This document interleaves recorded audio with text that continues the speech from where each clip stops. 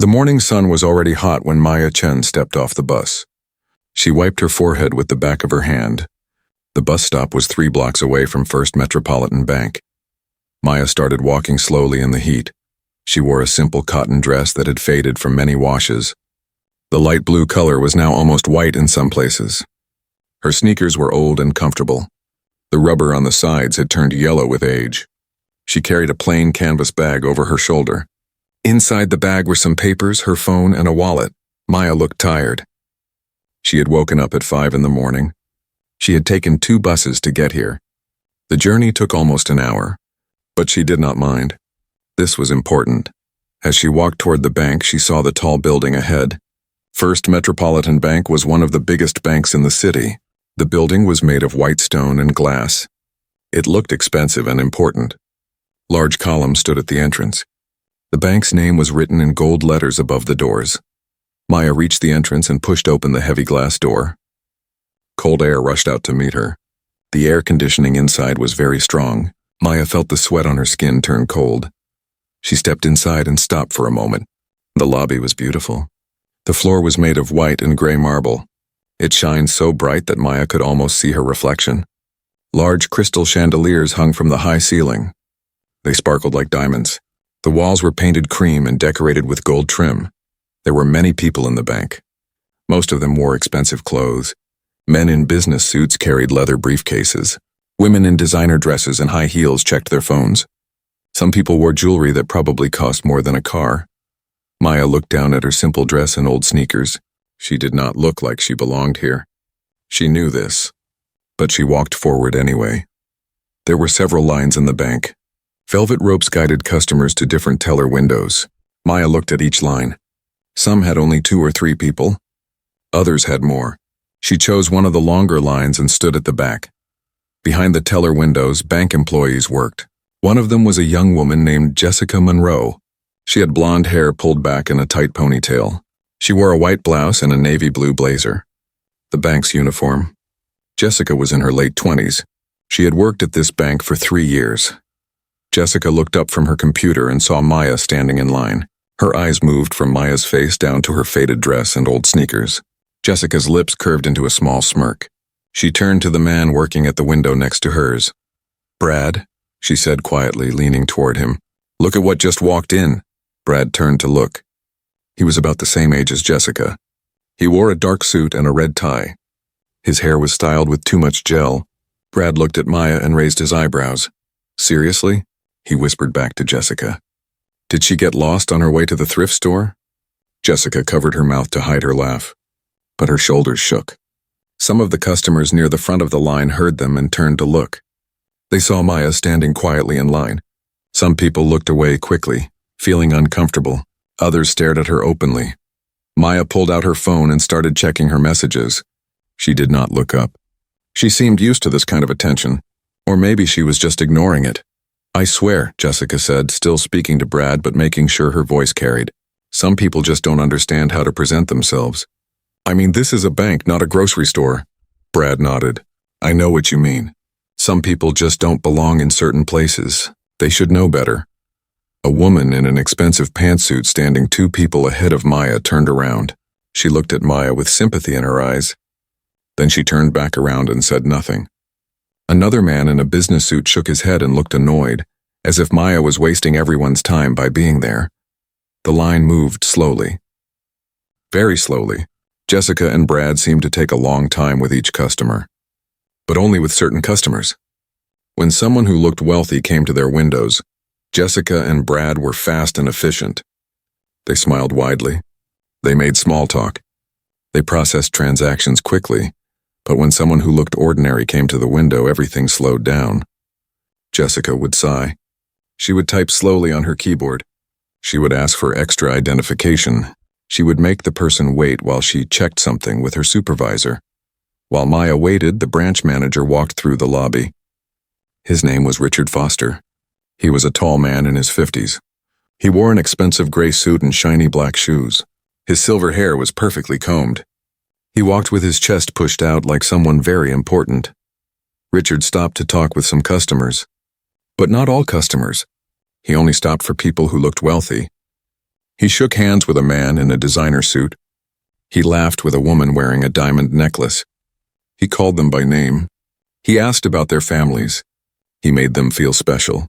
Then Richard walked past other customers without even looking at them. He walked past an elderly man in simple clothes. He walked past a young mother holding a baby. He walked right past Maya without a glance. To Richard, these people were invisible. Maya watched all of this. Her face showed no emotion. She just watched and waited. The line moved forward step by step. Maya was now fourth in line. Then third. Then second. She put her phone back in her canvas bag. She stood up a little straighter. Jessica finished with her current customer. She looked at the line and saw Maya was next. Jessica's smile disappeared. She turned to Brad again. "Oh, great," Jessica said, not bothering to whisper anymore. "Guess I'm getting the charity case," Brad laughed out loud. A few customers looked shocked, but no one said anything. No one defended Maya. They all just watched to see what would happen next. The customer in front of Maya finished and walked away. Now it was Maya's turn. She stepped forward to Jessica's window. The marble floor clicked under her old sneakers. Jessica did not smile. She did not say hello. She just looked at Maya with bored, tired eyes. "What do you need?" Jessica asked. Her voice was flat and cold. Maya looked directly at Jessica. Her voice was calm and polite. "Good morning. I need to speak with someone about the bank's operations and some customer service issues." Jessica blinked. Then she laughed. It was not a nice laugh. It was the kind of laugh that made fun of someone. "Operations?" Jessica repeated. "Customer service issues?" She laughed again. "Honey, are you sure you're in the right place?" Maya did not smile. She did not look angry either. She just repeated herself calmly. "Yes, I need to speak with someone in management about bank operations." Jessica turned to Brad. "Brad, you hearing this?" Brad leaned over to look at Maya. "What's the problem? You need help opening a basic checking account or something? That's what we're here for." "No," Maya said patiently. "I need to speak with management about operations." Jessica rolled her eyes so hard it looked like it hurt. "Look, sweetie, I don't know what you think operations means, but bank operations are for, like, people who actually have business here. If you need to cash a check or something, there's a place down the street that might be more your speed." Some customers gasped quietly. This was getting ugly. The woman in the pantsuit looked like she wanted to say something, but she stayed quiet. Maya took a slow breath. "I understand, but I still need to speak with your manager about bank operations and recent customer complaints." "Customer complaints?" Jessica's voice got louder. "What, you want to complain about something? Let me guess, you're upset we don't have enough free lollipops." Brad laughed hard at this. Jessica looked pleased with herself. That was when Richard Foster noticed the commotion. He walked over to Jessica's window with his arms crossed. "What's going on here?" he asked. "Jessica, is there a problem?" Jessica turned to Richard with relief on her face.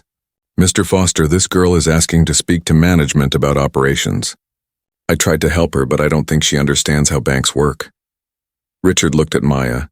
His eyes moved from her face to her dress to her shoes. His expression changed from confusion to something else, something that looked like disgust mixed with pity. "Miss," Richard said in a voice that sounded polite but was not polite at all, "bank operations are confidential matters.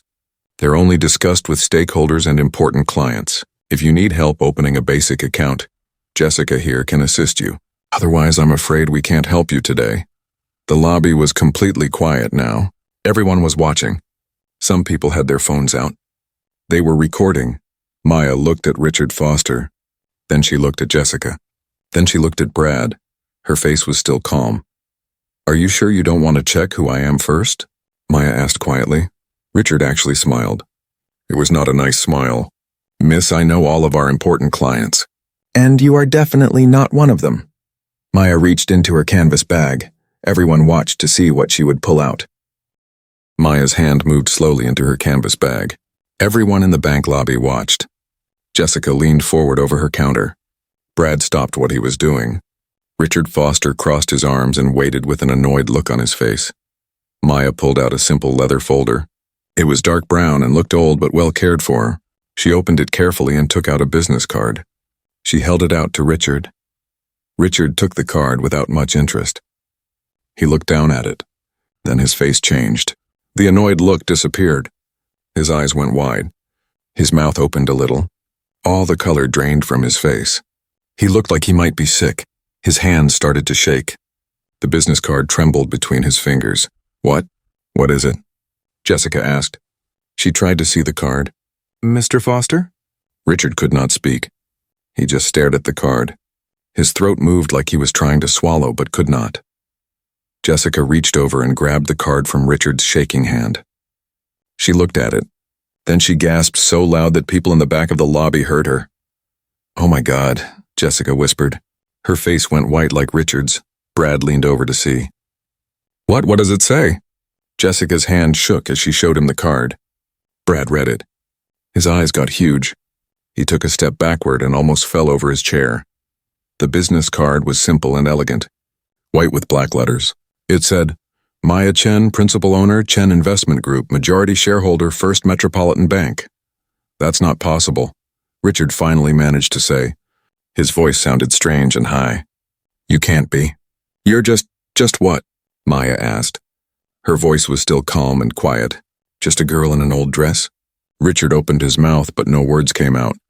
Let me explain, Maya said. She spoke clearly so everyone in the lobby could hear. 6 months ago, my grandmother passed away. Her name was Helen Chen. Maybe you have heard of her. Richard's face somehow got even more pale. Everyone had heard of Helen Chen. She was a legend. She had built one of the biggest investment empires in the country. She owned parts of hundreds of companies, banks, hotels, restaurants, shopping centers. Helen Chen had started with nothing and died a billionaire. My grandmother left everything to me, Maya continued. Her entire investment portfolio, all her companies, all her properties, including her majority ownership of First Metropolitan Bank. This bank. Your bank. Jessica made a small choking sound. She grabbed the counter to steady herself. For the past 3 weeks, Maya said, I have been visiting this bank, not as Maya Chen owner, but as a regular customer. I wanted to see how this bank really works. I wanted to see how employees treat normal people. She reached into her canvas bag again. This time she pulled out her phone. She tapped on the screen a few times. Then she turned it so Richard could see. This was 2 weeks ago, Maya said.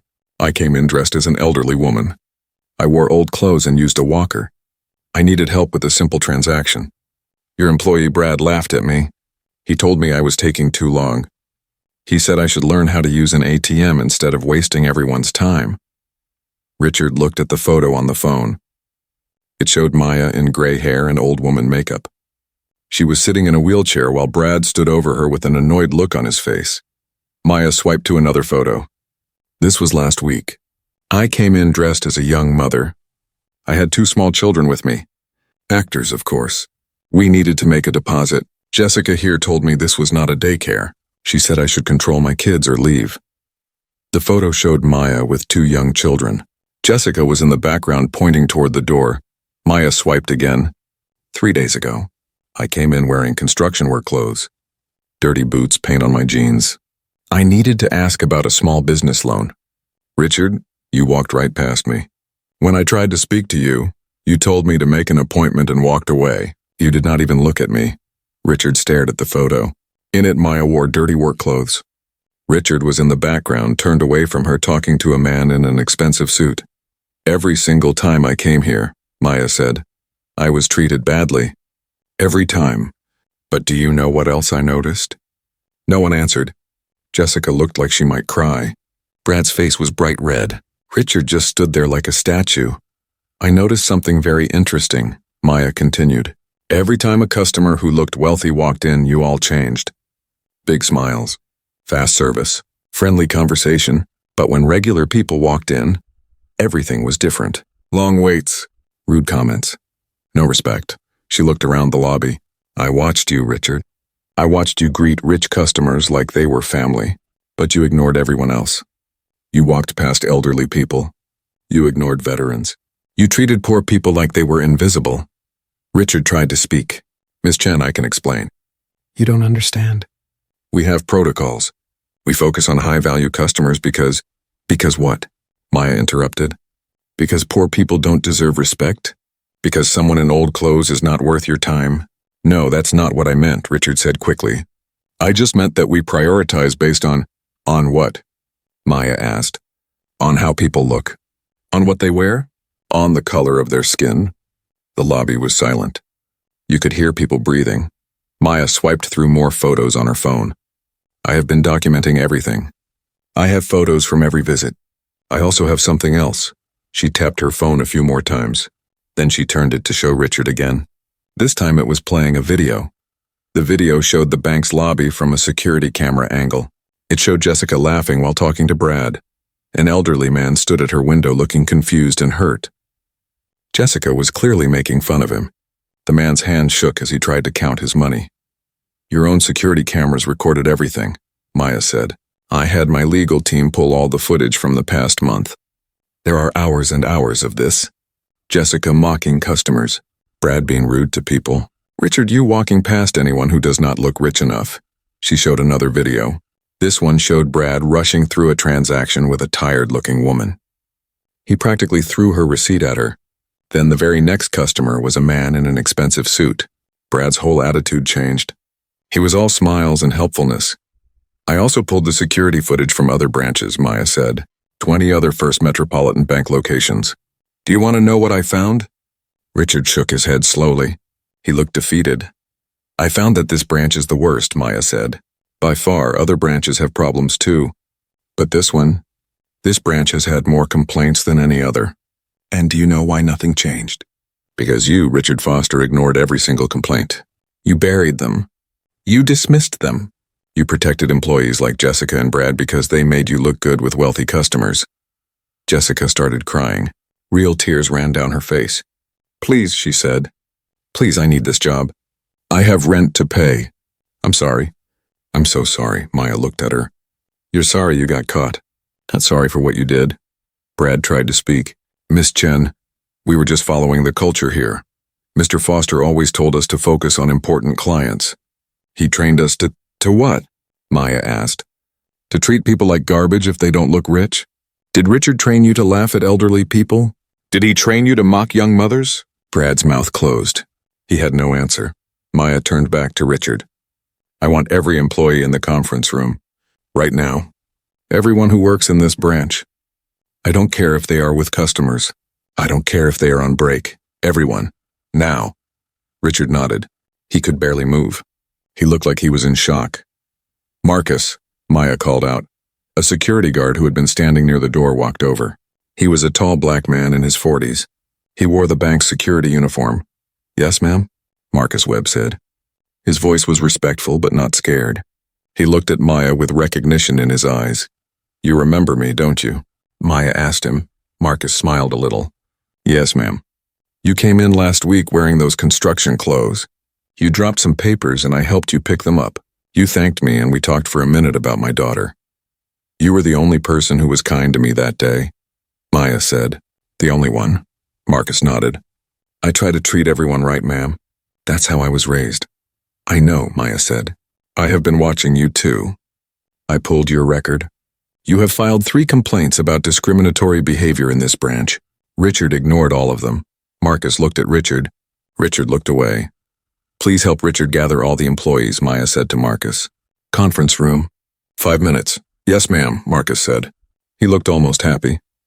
Richard finally found his voice again. Miss Chen, please. Can we talk about this privately? We can work something out. I can fix this, Maya looked at him with cold eyes. You had months to fix this, years, you chose not to. Now I will fix it my way. She looked around the lobby. Every customer was still watching. Some were recording on their phones. Some looked shocked. Some looked satisfied, like they had been waiting for something like this to happen. She turned to Richard. Conference room now, everyone. Richard nodded and walked toward the back of the bank. Jessica and Brad followed him. They both looked like they were walking to their own funerals. Maya stayed in the lobby for a moment. She looked at all the customers who were staring at her. Thank you for your patience, she said. The bank will. The conference room had glass walls. People in the lobby could see inside. They pressed closer to watch. Some customers decided not to leave. They wanted to see what happened next. Maya walked into the conference room. Marcus Webb stood by the door. 15 bank employees crowded inside. They all looked nervous. Some whispered to each other. Others stared at Maya with wide eyes. Jessica and Brad sat together at the far end of the long table. Jessica's eyes were red from crying. Her mascara had run down her cheeks in black lines. Brad kept looking at the door like he wanted to run away. Richard Foster stood near the window.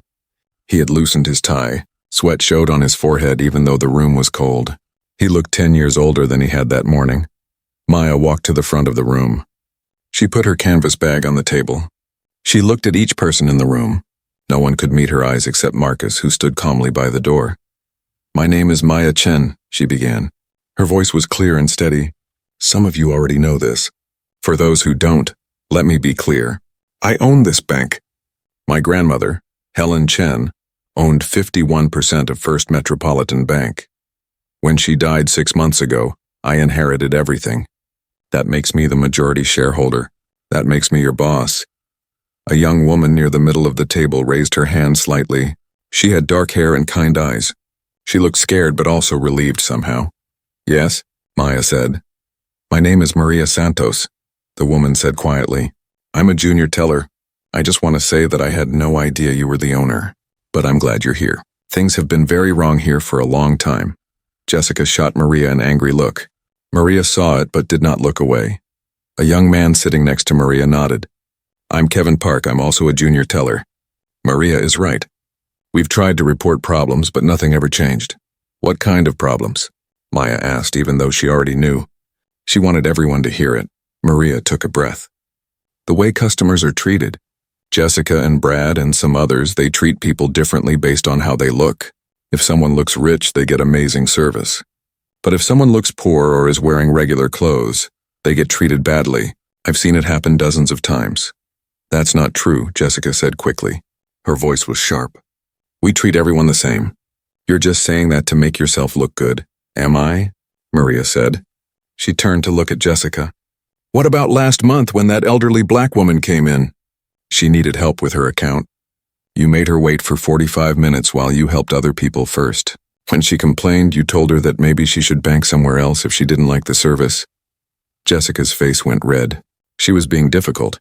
She didn't understand what I was asking her. "She had a PhD, Maria said. She was a retired college professor." She understood perfectly. "You just didn't want to help her because she was wearing jeans and a regular shirt." Kevin spoke up. "And what about the young guy who came in asking about student loans? He was wearing his college sweatshirt and old sneakers." "Brad, you laughed at him. You told him he should get a job before worrying about college." Brad stood up. "That's not what happened. You're twisting everything. Sit down," Maya said. Her voice was not loud, but it was strong. Brad sat down immediately. Maya pulled out her phone. "I don't need anyone to twist anything. I have video evidence of everything Maria and Kevin just described. I have hours of security footage. I also have something else." She tapped her phone and a screen on the wall lit up. Everyone turned to look. It showed a spreadsheet with numbers and graphs. "This is data from the past 3 years," Maya said. "Every transaction, every customer interaction, every loan application. My team has been analyzing it all week." She pointed to one of the graphs. "This shows average wait times. Customers who are minorities wait an average of 23 minutes longer than white customers." "Why is that?" No one answered. Maya pointed to another graph. "This shows loan approval rates. Black customers with credit scores above 700 get rejected 40% more often than white customers with the same credit scores. Why is that?" Richard finally spoke. "Miss Chen, those numbers don't tell the whole story. There are other factors involved. Income levels, employment history." "I accounted for all of that," Maya interrupted. "My team included every factor. Education level, income, employment history, credit score, everything. And the pattern is still clear. Discrimination." She showed another slide. "This shows customer complaints by race. Black customers make up 18% of this branch's customers. But they represent 47% of all complaints. Hispanic customers are 22% of customers, but 39% of complaints." The room was silent. "And here is the most interesting part," Maya said. She showed another slide. "These are the complaints that were filed with management. Richard, you received 83 formal complaints in the past 3 years. 83. Do you know how many you investigated?" Richard did not answer. 7, Maya said. "You investigated 7 complaints. That's 8%. And do you know how many resulted in any action against employees?" Again silence. 0, Maya said. Not one. You buried every single complaint. You protected employees who were discriminating against customers. You created a culture where this behavior was acceptable. Richard tried to defend himself. That's not fair. Running a bank is complicated. I had to balance many factors. Customer satisfaction is important, but so is efficiency. I trained my staff to focus on high-value customers because that's good business. High-value customers, Maya repeated. And how did you determine who was high value? By looking at their account balance? Or by looking at their skin color and clothes? That's not what I meant, Richard said, but his voice was weak. Maya turned to Jessica and Brad. You two want to explain yourselves? Do you want to tell everyone why you treated customers the way you did? Jessica wiped her eyes. We were just doing what we were taught. Richard always told us to prioritize certain customers. He said we didn't have time to waste on small accounts. Small accounts, Maya said. And how did you decide which accounts were small without even checking? Jessica had no answer. Brad spoke up. He sounded angry now, like he had decided he was already in trouble, so he might as well be honest. Look, the culture here has always been like this. From day one, Richard made it clear who mattered and who didn't. He gave us bonuses for speed. The faster we moved through regular customers, the more time we had for wealthy ones, the better our numbers looked. We were just playing the game he set up. Richard's face went purple. That's not true. I never told you to discriminate against anyone. You didn't have to say it directly, Maria said quietly, but everyone knew. Everyone understood. If you wanted to get promoted, if you wanted to get bonuses, you had to follow the unspoken rules. Make the rich customers happy. Rush through everyone else. Kevin nodded. Maria and I got in trouble once for spending too much time with regular customers. Richard called us into his office and told us we needed to be more efficient. But when Jessica spent an hour helping a wealthy client with something simple, she got praised. I have proof of this too, Maya said. She showed another slide. These are the bonus structures Richard created. Employees got rewarded based on 3 metrics: transaction speed, customer retention of high-value accounts, and new high-value account acquisition. Notice anything missing? A woman near the back spoke up. Overall customer satisfaction? Exactly, Maya said. There was no metric for treating all customers well. Only for keeping wealthy customers happy. Richard built a system that encouraged discrimination. Richard slumped in his chair. He looked defeated. Maya walked around the table slowly. Let me tell you all a story. My grandmother Helen Chen came to this country with nothing. She worked 3 jobs. She saved every penny. When she tried to get her first business loan, banks laughed at her. She was a poor immigrant woman with an accent. They treated her like she didn't matter, like she was invisible. Everyone listened. Even Jessica and Brad stopped fidgeting. One banker gave her a chance, Maya continued. Just one. He looked at her business plan, not her clothes. He looked at her determination, not her accent. That loan changed her life. She built an empire from that one chance. Maya stopped walking and faced the room. My grandmother never forgot how those other bankers made her feel. She never forgot being judged by her appearance instead of her character. She taught me that everyone deserves respect. Everyone deserves dignity, no matter what they look like. No matter what they wear. She let that sink in. Maria looked down. Kevin did too. Even Marcus by the door looked uncomfortable. But, Maya said, there are degrees of failure. Some of you actively participated in discrimination. Some of you just stood by and watched. Those are not the same thing. She pulled papers from her canvas bag. Official-looking documents with the bank's letterhead. Richard Foster, Maya said. You are fired. Effective immediately. Security will escort you out. You have 1 hour to collect your personal items. Richard's mouth fell open. You can't do this. I have a contract. I'll sue. Sue if you want, Maya said calmly. My lawyers. Maya watched as security guards escorted Richard, Jessica, and Brad from the conference room. Richard walked with his head down. Jessica was still crying.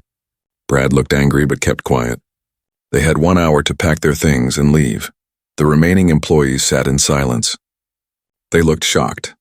Some looked scared. Others looked relieved. They had just watched their boss and 2 co-workers get fired in less than 5 minutes. Maya turned back to face them. I know this is difficult. Change is always difficult. But this bank has been broken for a long time. Today we start fixing it. She walked to the front of the room again. First, we need a new branch manager. Someone who understands what this bank should be. Someone who has shown integrity and courage. Everyone looked at each other, wondering who she meant. Maya turned toward the door. "Marcus Webb, please come here." Marcus looked surprised. He walked from the doorway to stand next to Maya. He was a tall man with kind eyes. He had worked as a security guard at this bank for 12 years. "Marcus," Maya said, "I've read your file. You've filed 3 formal complaints about discriminatory behavior in this branch." Richard ignored all of them. "You've also filed 6 incident reports about employees being rude to customers. Those were ignored too. But you kept filing them anyway. Why?" Marcus thought for a moment. "Because it was the right thing to do, ma'am. My job is to keep people safe. But safety isn't just about stopping robberies. It's about making sure everyone who walks through that door feels respected and protected. When I saw employees treating people badly, I had to say something." Maya nodded. "You also have the highest customer satisfaction rating of anyone in this building. Do you know that?" Marcus looked surprised. "No, ma'am. I didn't know that." "It's true," Maya said. "We surveyed customers who visited this branch. Many mentioned you by name. They said you were helpful, kind, and professional. One woman said you helped her with her wheelchair when no one else would. A man said you spent 10 minutes helping him use the ATM because he couldn't see well. You weren't supposed to do those things. That's not a security guard's job. But you did them anyway." Marcus smiled a little. "Those people needed help. So I helped them. That's all." "That's exactly the attitude I need in a manager," Maya said. She turned to face the other employees. Effective immediately, Marcus Webb is the interim branch manager of First Metropolitan Bank. The room erupted in whispers. Some people looked shocked. A few smiled. Maria and Kevin clapped. Marcus looked overwhelmed.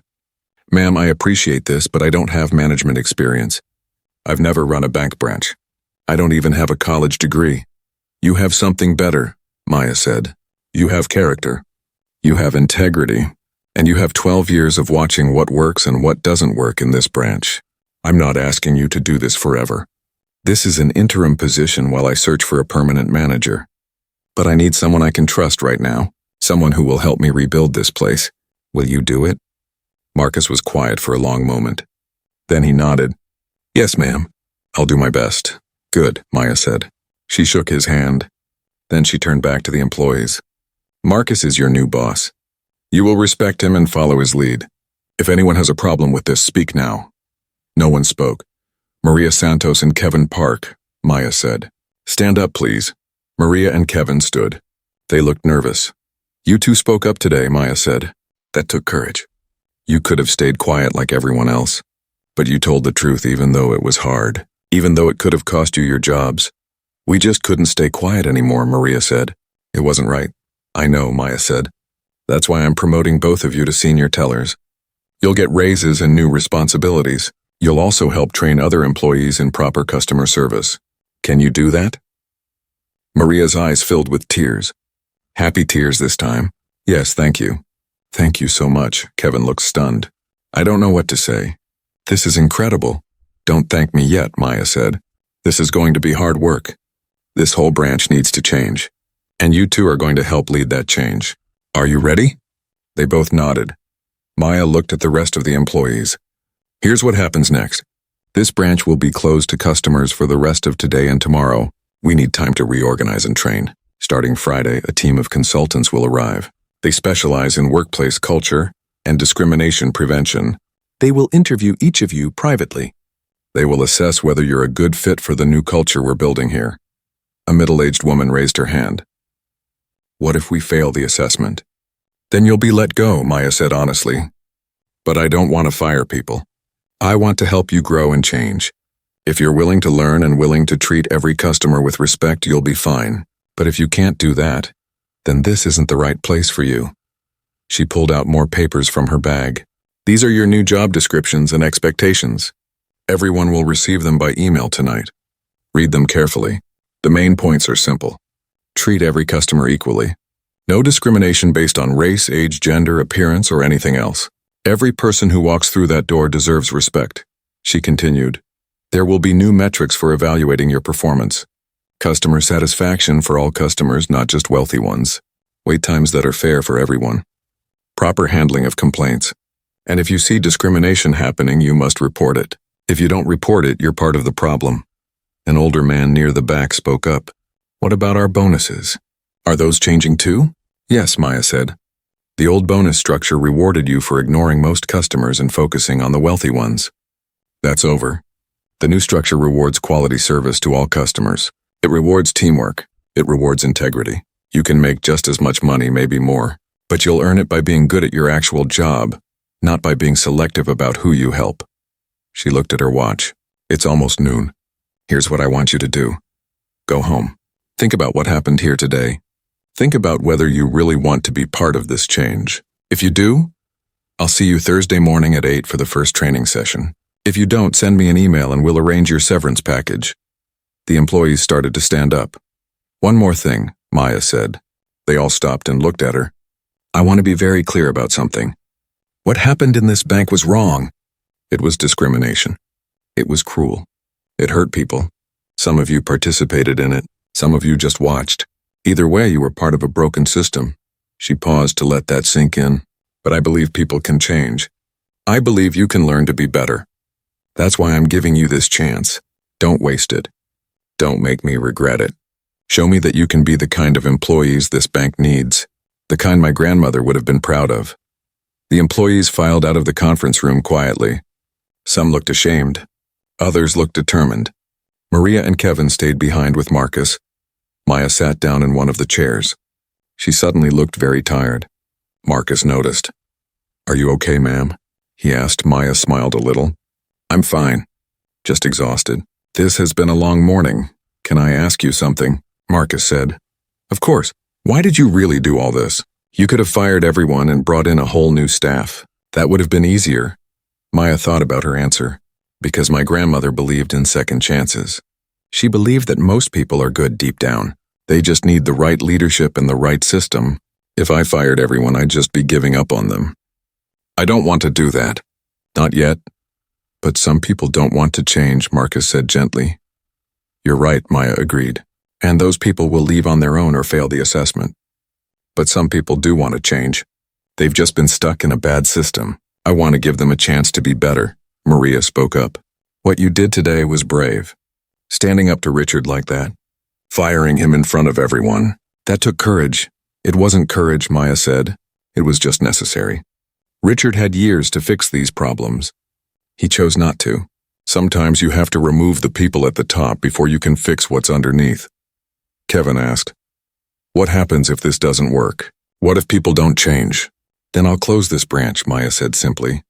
I'd rather have no branch at all than one that treats people badly. But I don't think it will come to that.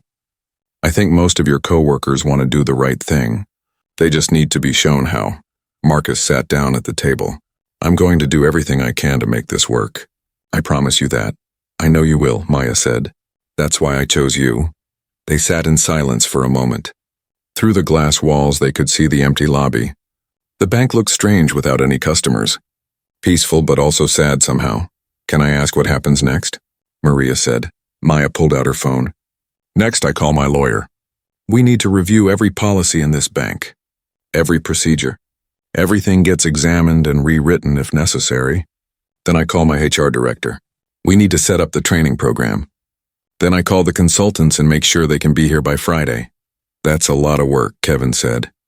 Yes, Maya agreed. But it's important work. This bank has been hurting people for years. It's going to take time to fix all that damage.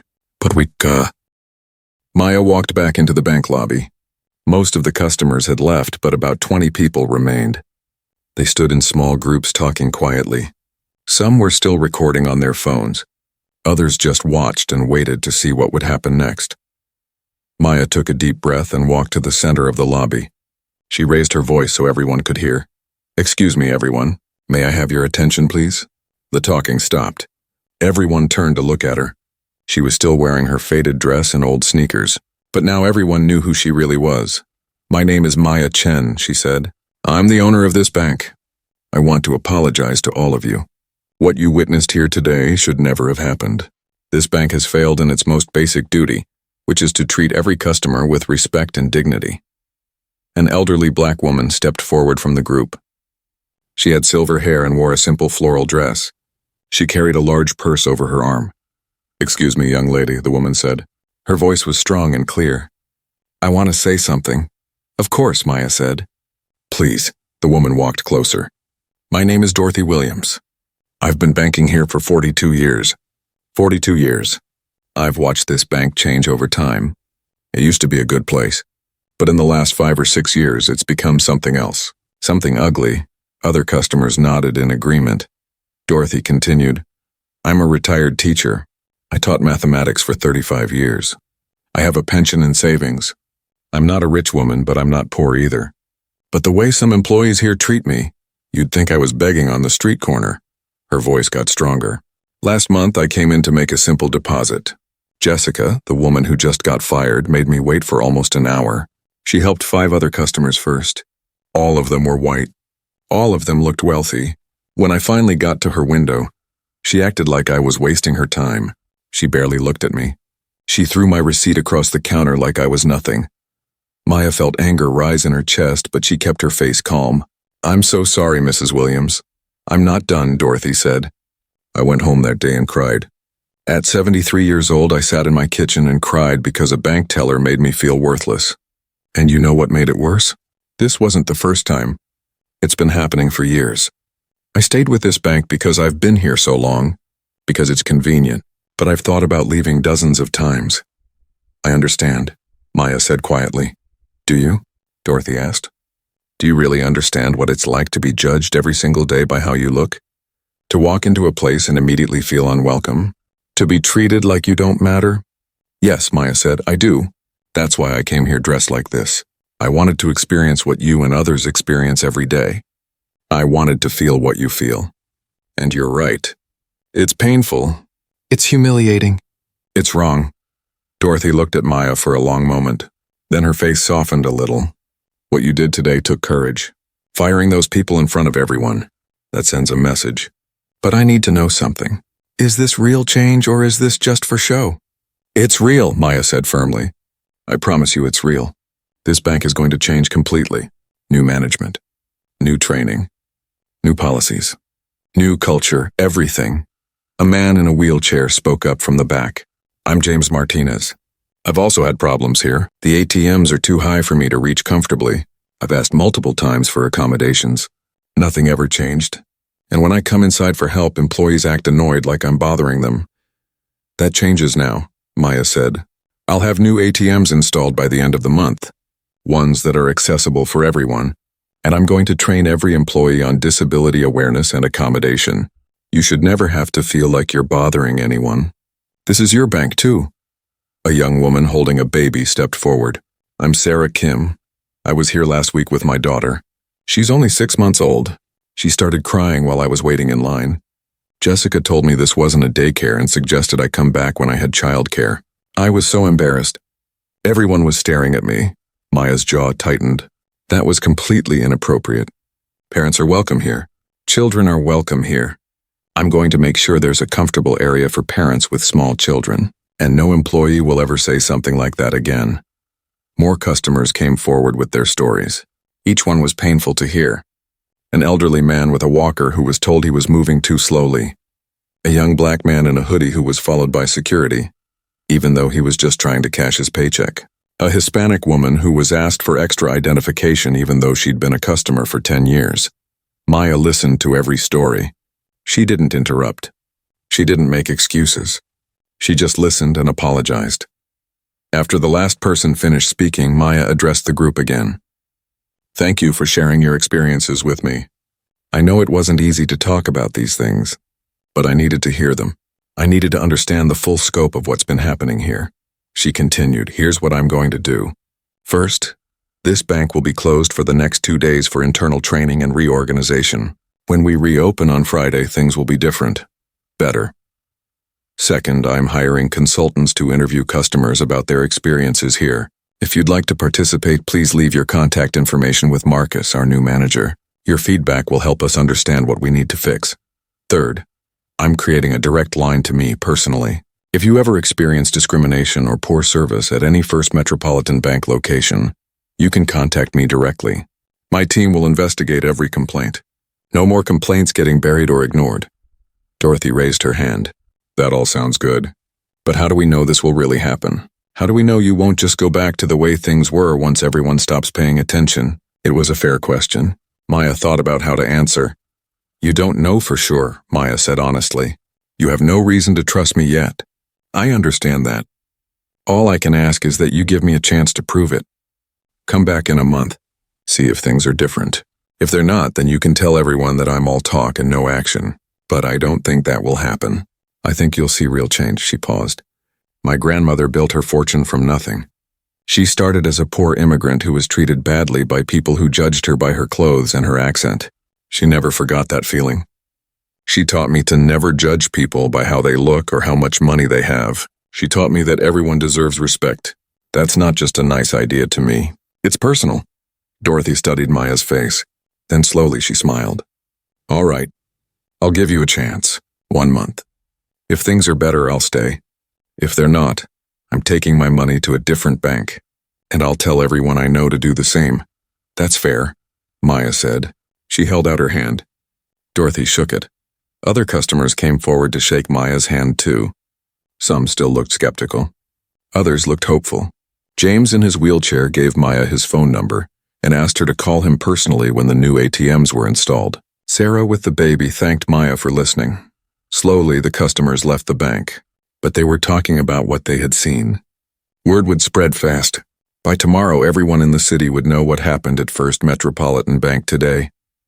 When the last customer left, Maya sat down on one of the lobby benches. She was exhausted. It wasn't even 1 o'clock in the afternoon, and she felt like she had worked for 2 days straight. Marcus walked over and sat next to her. That was something. I've never seen anything like that. Neither have I, Maya admitted. I've never fired anyone before today, let alone 3 people at once. You did the right thing, Marcus said. Those people hurt a lot of customers over the years. Someone needed to stop them. I know, Maya said, but it doesn't feel good. Even when you're doing the right thing, sometimes it doesn't feel good. Marcus nodded. My mother used to say that doing the right thing is often the hard thing. If it was easy, everyone would do it. Maya smiled. Your mother sounds wise. She was, Marcus said. She passed away 3 years ago, but I still hear her voice sometimes, especially when I have to make difficult decisions. They sat in silence for a moment, just resting. Are you scared? Maya asked. About being the manager? Marcus thought about it. A little, but mostly I'm excited. I've watched this place operate for 12 years. I've seen what works and what doesn't. I have ideas about how to make things better. Now I finally get a chance to try them. What's your first priority? Maya asked. The people, Marcus said immediately. The employees who are left. They're scared and confused. They need to understand that this is a new beginning. Not just punishment for past mistakes. I need to help them believe they can be better. Marcus stood too. I can't believe I have an office now. This morning I was a security guard. Now I'm the branch manager. Life changes fast sometimes, Maya said. The question is what you do with the change. They walked together toward Richard's old office. It would be Marcus's office now. Through the glass walls, they could see employees at their desks, some working, some just sitting and thinking about what had happened. Everything was different now. The old First Metropolitan Bank was gone. What came next would depend on whether people were willing to change, willing to be better, willing to do. 2 days later, on Thursday morning, the employees of First Metropolitan Bank gathered in the conference room again. It was 8 o'clock. Everyone looked nervous. No one knew exactly what to expect. Maya stood at the front of the room with Marcus, Maria, and Kevin. Behind them were 3 other people that the employees didn't recognize. These were the consultants Maya had hired. Good morning, Maya said. Thank you all for coming. I know the past few days have been difficult. You've had time to think about what happened and what comes next. I appreciate that all of you chose to stay. She gestured to the 3 people behind her. These are the consultants I mentioned. Dr. Patricia Johnson is an expert in workplace culture and ethics. Robert Chen specializes in customer service training. And Lisa Martinez works with banks specifically on diversity and inclusion. They'll be working with us for the next month. Dr. Johnson stepped forward. She was a woman in her 50s with kind eyes and a professional manner. Good morning, everyone. I want to start by saying that this training is not punishment. This is an opportunity. An opportunity to learn, grow, and become better at your jobs. An opportunity to be part of building something positive, she continued. Over the next 2 weeks, we're going to cover several topics: unconscious bias and how it affects our behavior, effective customer service for all types of customers, communication skills, conflict resolution, and most importantly, how to recognize and stop discrimination before it happens. Robert Chen spoke next. We'll also be doing individual interviews with each of you. These are confidential. We want to understand your experiences here, your concerns, and your ideas for improvement. This isn't about getting you in trouble. It's about understanding the full picture so we can make real changes. One of the employees raised his hand. What if we say something in the interview that you don't like? Will we get fired? No, Maya said firmly. Unless you admit to deliberately harming customers or breaking laws, you won't be fired for being honest. We want honesty. We need honesty. You can't fix problems if you don't talk about them openly, Lisa Martinez added. We've worked with dozens of companies in similar situations. The employees who do best in these transitions are the ones who are honest about past mistakes and willing to learn. The ones who struggle are the ones who deny there was ever a problem. Dr. Johnson pulled up a presentation on the screen. Let's start with a simple question. What is discrimination? A young woman raised her hand. Treating people differently because of their race, gender, age, or other characteristics. That's right, Dr. Johnson said. But discrimination isn't always obvious. Sometimes it's subtle. Sometimes we don't even realize we're doing it. That's what unconscious bias means. Our brains make quick judgments based on what we see, and sometimes those judgments are wrong. She showed a picture on the screen. It showed 2 people. One was a man in an expensive suit. The other was a woman in casual clothes. Quick, Dr. Johnson said. Which one is the doctor? Most people pointed to the man in the suit. Interesting, Dr. Johnson said. What if I told you the woman is the doctor and the man is her patient? The room went quiet. That's unconscious bias, Dr. Johnson explained. You assumed the person in the expensive suit was the professional. But clothing doesn't determine competence or worth. This is exactly what's been happening in this bank. Employees have been making assumptions about customers based on appearance. She showed more examples. Each one demonstrated how easy it is to make wrong assumptions about people based on how they look. The training continued for hours. They took a break for lunch, then resumed. By the end of the day, everyone was tired but also thoughtful. They had learned things about themselves that made them uncomfortable. Over the next week, each employee met privately with the consultants. Maria was one of the first. She sat down with Dr. Johnson in a small office. I'm nervous, Maria admitted. That's normal, Dr. Johnson said kindly. Let's just talk. Tell me about your experience working here. Maria took a deep breath and started talking. She told Dr. Johnson about the things she had witnessed, the way Jessica and Brad treated customers, the way Richard ignored complaints. But she also talked about her own mistakes. I saw bad things happening and I stayed quiet for a long time, Maria said. I told myself it wasn't my place to say anything. I convinced myself that if I just did my own job well, that was enough. But it wasn't enough. By staying silent, I was part of the problem. What changed? Dr. Johnson asked. There was this one day, Maria said. An elderly woman came in. She had dementia.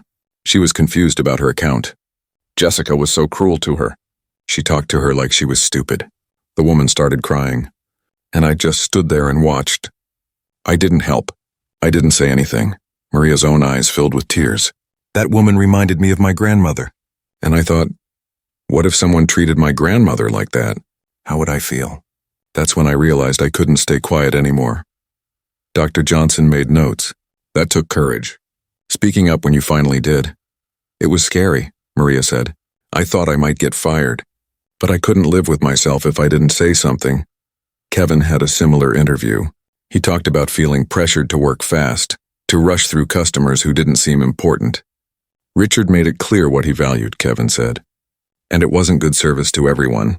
It was making wealthy customers happy so they would bring in more money. How did that make you feel? Robert Chen asked. Wrong, Kevin said. I got into banking because I wanted to help people. I liked the idea of helping people manage their money and reach their financial goals. But this job became about something else. It became about judging people and deciding who deserved help and who didn't. The consultants interviewed every employee. Some interviews were easier than others. Some employees were defensive at first. Others were openly remorseful. But by the end of the week, a picture had formed. The consultants met with Maya and Marcus to discuss their findings. The good news, Dr. Johnson said, is that most of your employees genuinely want to do better. They recognize that things were wrong. They're willing to change. What's the bad news? Maya asked. There are 3 employees who concern us, Lisa Martinez said. They were defensive throughout the interviews. They blamed everything on Richard and took no personal responsibility. They don't seem to understand why treating all customers equally is important. Who are they? Marcus asked. Lisa gave him 3 names. Marcus nodded slowly. I'm not surprised. Those 3 have always been close with Jessica and Brad. They have similar attitudes. What do you recommend? Maya asked the consultants. Give them 2 more weeks, Robert Chen said. Sometimes people need time to process things. But watch them closely. If they show resistance to the new culture, they need to go. One toxic employee can poison an entire team. Maya agreed. We'll give them a chance. But only one chance. The second week of training focused on practical skills. The employees practiced customer service scenarios. They learned how to recognize their own biases. They role-played difficult customer interactions. Marcus led some of the sessions. He shared stories from his 12 years of watching and learning. I've seen what works and what doesn't, he told the group. The best customer service isn't complicated. It's about treating people the way you want to be treated. Simple as that. He continued. When someone walks through that door, you don't know their story. You don't know if they're having the worst day of their life or the best. You don't know if they're rich or poor, educated or not, important or not. And you know what? It doesn't matter. Your job is to help them. Period. Maria and Kevin also helped with training. They shared what they had learned about speaking up when things are wrong. It's scary, Maria told the group, but it's necessary. We all have to be willing to call out bad behavior when we see it. Otherwise, nothing changes. By the end of the second week, something had shifted in the branch. The employees seemed different. More aware, more careful, more thoughtful about their actions and words. Maya visited every day to observe the training. She was impressed by how seriously most employees were taking it, but she also noticed the 3 employees that the consultants had warned about. They participated in the training, but their hearts weren't in it. They went through the motions but showed no real change in attitude. On Friday afternoon, Maya called those 3 employees into the office one by one. She was kind but direct. I can see that your heart isn't in this, she told each of them. I don't think this new culture is a good fit for you. I'm offering you a severance package. 3 months' salary. You can use that time to find another position somewhere else. 2 of them argued at first, but when Maya showed them notes from the consultants and examples of their attitudes during training, they accepted the offer. The 3rd employee actually seemed relieved. I appreciate your honesty, he said. This isn't the bank I signed up for years ago. I don't think I can adjust to all these changes. I'd rather leave on good terms. We'll need to hire more staff, Marcus said as he and Maya reviewed the numbers. I know, Maya said, but this time we hire carefully. We look for people who share our values. Friday morning arrived. The bank was scheduled to reopen at 9 o'clock. Marcus arrived at 7. He wanted everything to be perfect. He walked through the lobby checking everything. The floors were polished. The windows were clean. Fresh flowers sat on the customer service desk. Small signs welcomed customers back and apologized for the closure. Everything looked good. Maria and Kevin arrived at 7:30. They looked nervous but determined. How are you feeling? Marcus asked them. Scared, Maria admitted. What if we mess up? What if old habits come back? Then we correct them and try again, Marcus said. Nobody expects perfection on day 1. We just need to be better than we were before. The other employees arrived one by one. They all looked anxious. This was their first real test. Training was over. Now they had to prove they could actually do things differently. At 8:45, Maya arrived. She wasn't dressed in a faded dress this time. She wore a professional gray suit and nice shoes. But she carried the same canvas bag. Good morning, everyone, she said. How are we feeling? Nervous, several people said at once. Maya smiled. Good, nervous means you care. Now remember what you learned. Treat every customer with respect. No judgments based on appearance. Everyone who walks through that door is important. At 9 o'clock exactly, Marcus unlocked the front doors. For a few minutes, nothing happened. No one came in. The employees stood at their stations and waited. The silence felt heavy. Then the door opened. An elderly woman walked in slowly using a cane. It was Dorothy Williams, the retired teacher who had spoken up so powerfully 2 weeks ago. Everyone recognized her. The lobby went quiet. Dorothy walked to the center of the lobby and looked around. She studied each employee's face. Then she walked to Maria's window. "Good morning, Mrs. William," Maria said. Her voice shook a little. "How can I help you today?" "Good morning, dear," Dorothy said. "I'd like to make a deposit." "Of course," Maria said. "I'd be happy to help you with that." Maria processed the transaction carefully. She was polite and professional. She smiled genuinely. When she handed Dorothy the receipt, she said, "Is there anything else I can help you with today?" "No, thank you," Dorothy said. Then she smiled. "But I appreciate you asking." As Dorothy turned to leave, she caught Maya's eye. She gave a small nod. It was a nod of approval. Maya felt relief wash over her. More customers started arriving. Some were regulars who had been coming to this branch for years. Others were new, curious about the bank that had been in the news. A young man in a hoodie and ripped jeans came in. 2 weeks ago, he would have been followed by security and treated with suspicion. But today, Kevin greeted him warmly. "Good morning, sir. How can we help you today?" The young man looked surprised. I need to cash my paycheck." "Absolutely," Kevin said. "Do you have an account with us?" "No, I don't." "That's okay. I can cash it for you with proper identification. And if you're interested, I can tell you about our free checking accounts. No pressure, though." The young man smiled. "Thanks. That's actually the friendliest anyone's been to me in a bank." Kevin processed the check quickly and efficiently. "Thank you for coming in. Have a great day." A Hispanic woman came in with 3 small children. One of them was crying. The woman looked stressed and tired. She seemed ready for someone to tell her to leave, but Maria walked over to her immediately. "Good morning. Please come have a seat. Take your time. Would your children like some coloring books? We just got some in." The woman's eyes filled with tears. "Thank you. That's very kind."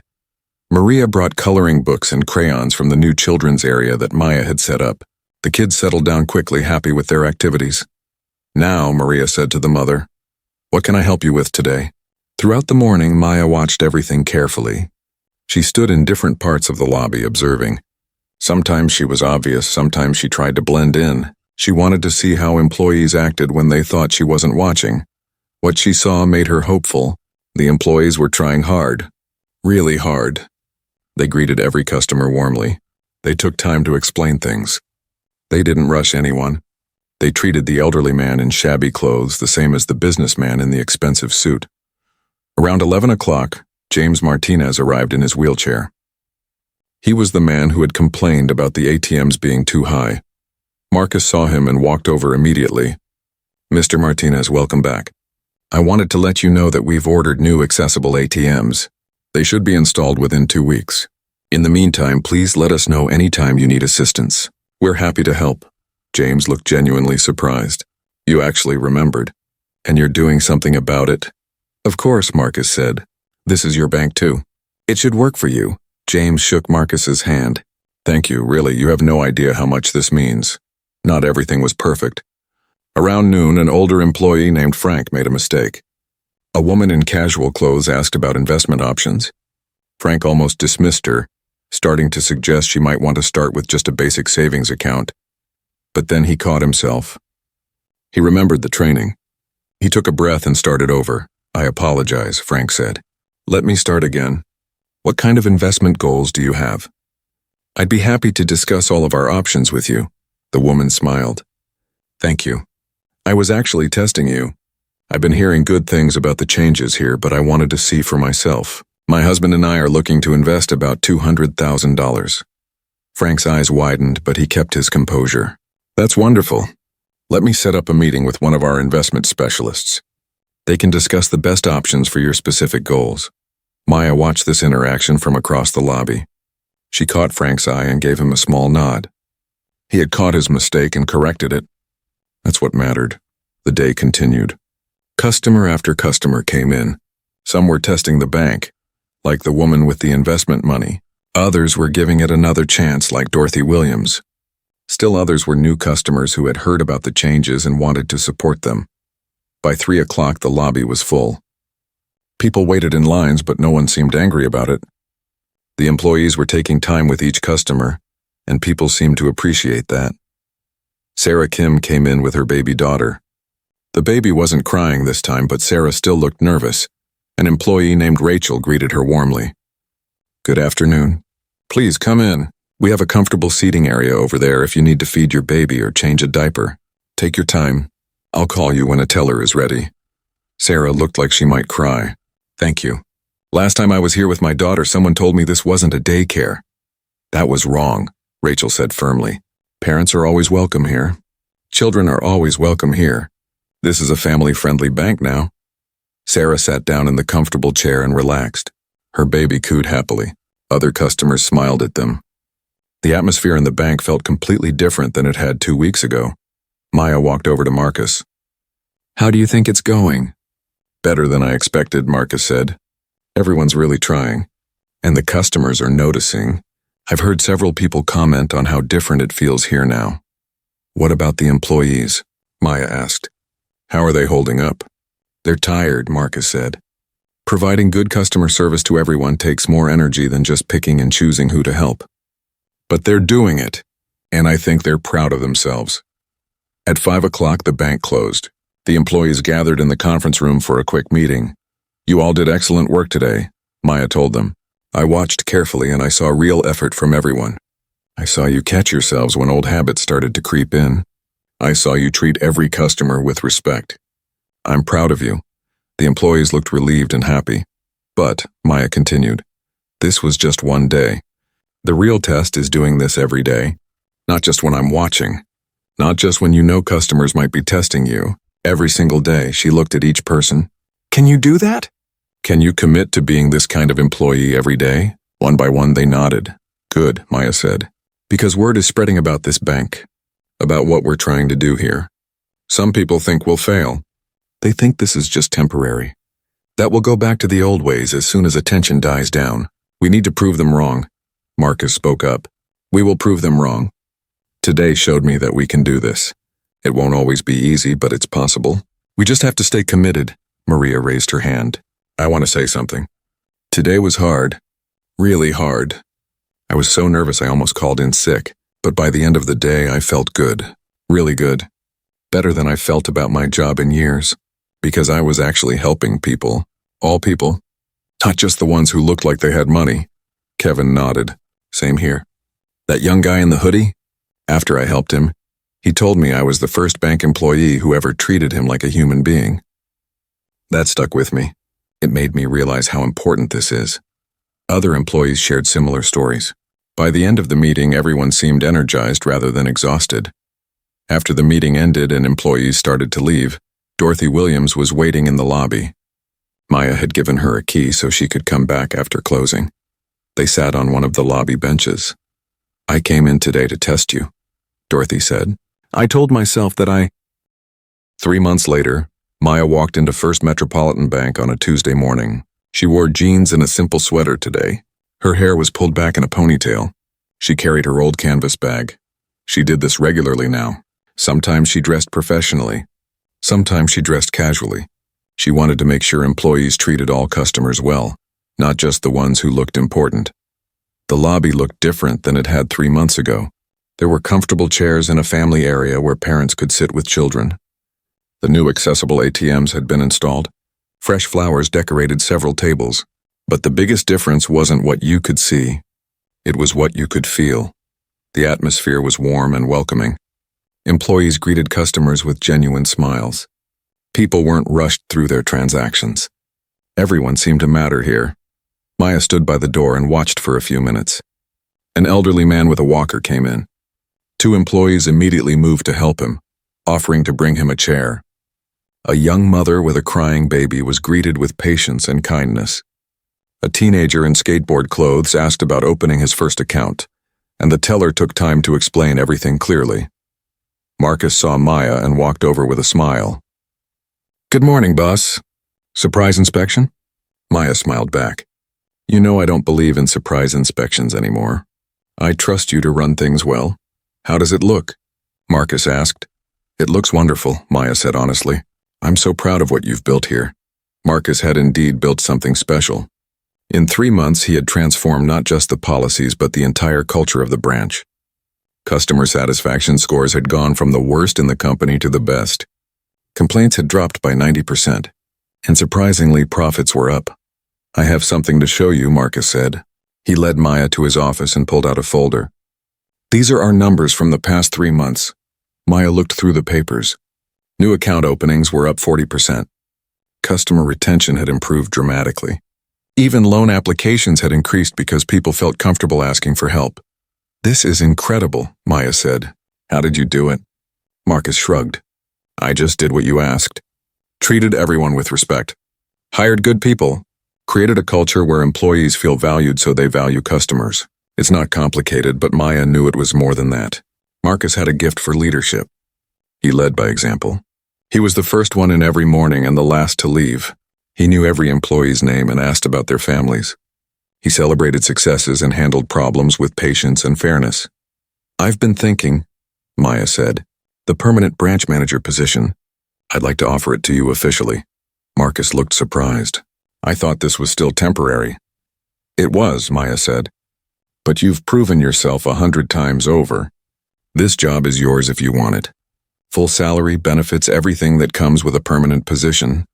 Marcus was quiet for a moment. Then he smiled. "Yes, I want it. Thank you." They shook hands. "There's more," Maya said.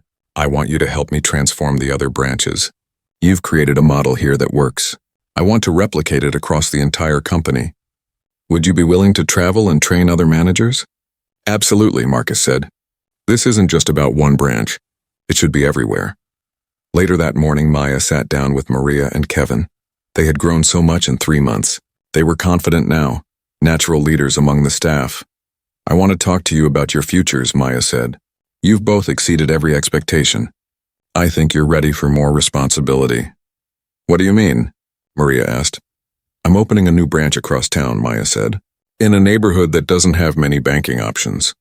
A neighborhood where people often feel unwelcome in traditional banks. I need a team that understands how to serve everyone with respect. I'd like you, Maria, to be the assistant manager, and Kevin, I'd like you to lead the customer service team." They both looked stunned.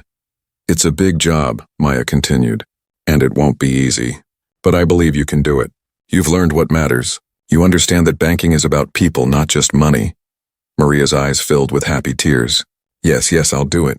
Thank you for believing in me." Kevin nodded eagerly. "Me too. This is everything I hoped for when I got into banking. A chance to really help people."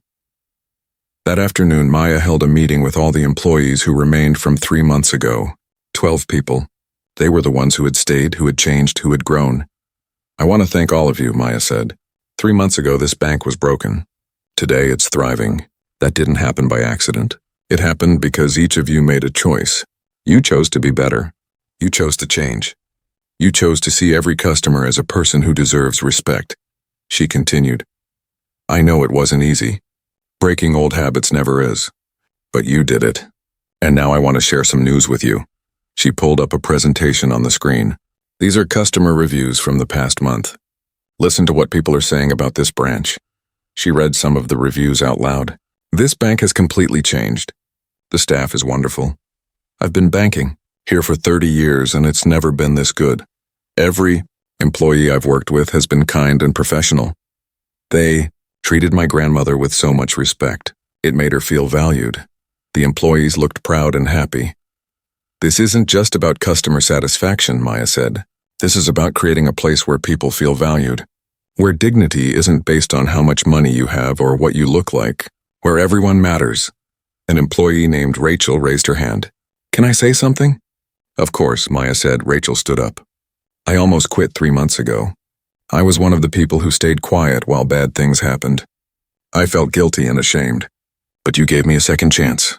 You believed I could be better. And now I love my job. I'm proud to work here. Thank you for not giving up on us." Other employees nodded in agreement. Several had tears in their eyes. After the meeting, Maya walked through the lobby one more time. She stopped to talk with a few customers. An older black man approached her. "Excuse me, miss. Do you work here?" "Yes, I do," Maya said. "I just want to tell you something," the man said. "I've been banking here for 5 years. It was never a good experience. I always felt judged, like I didn't belong. I was about to close my account and go somewhere else. But a friend told me things had changed, so I came back. And she was right. This place is completely different now. The people here are kind. They treat me with respect. It's like a different bank. Maya smiled. Thank you for giving us another chance. And thank you for telling me. Are you the owner? The man asked. Yes, I am. He shook her hand firmly. Then thank you. Thank you for caring enough to fix this place. We need more business owners like you. As Maya left the bank that afternoon, she thought about her grandmother. Helen Chen had died before seeing this transformation, but Maya felt like she was there somehow, watching and approving. Maya's phone buzzed. It was a text from Dorothy Williams. Just stopped by the bank? Beautiful as always. You should be proud. Maya smiled and typed back. Thank you. Couldn't have done it without people like you holding me accountable. Over the next few weeks, Maya visited the other branches in her portfolio. She brought Marcus with her. Together, they identified problems and started implementing the same changes. Some branches needed more work than others, but the model was clear now. They knew what worked. The story of First Metropolitan Bank had spread beyond the local community. News outlets picked it up. Business magazines wrote articles about the transformation. Maya started getting calls from other business owners asking for advice. She always told them the same thing. It's not complicated. Treat people with dignity. All people. Not just the ones who look like they have money. Create systems that reward fairness, not discrimination. Hire leaders who understand that profit and principles aren't enemies. And most importantly, be willing to make hard decisions when things are wrong. Some business owners listened. Others dismissed her advice as too idealistic. But Maya didn't worry about them. She focused on what she could control. 6 months after that morning when she walked into the bank in her faded dress, Maya stood at a podium in a conference center. She was giving a speech to other bank executives about transforming workplace culture. Change is possible, she told them. But only if you're willing to be honest about problems. Only if you're willing to hold people accountable. And only if you genuinely believe that every customer deserves respect. She continued, My grandmother came to this country with nothing. She was judged by her appearance, her accent, her background. But one person saw past all that and gave her a chance. That changed everything. I think about that every day. I think about how one person's dignity or one person's judgment can change someone's entire life. After the speech, many people came up to talk to Maya. Some shared their own stories of discrimination. Others asked detailed questions about implementation. A few dismissed her entire approach as bad for business. To those few, Maya said simply, My bank's profits are up. Customer satisfaction is up. Employee retention is up. Good values are good business. You just have to believe in them. That evening, Maya returned to First Metropolitan Bank. It was after closing, but she had a key. She walked through the empty lobby in the dim light. She thought about Eve.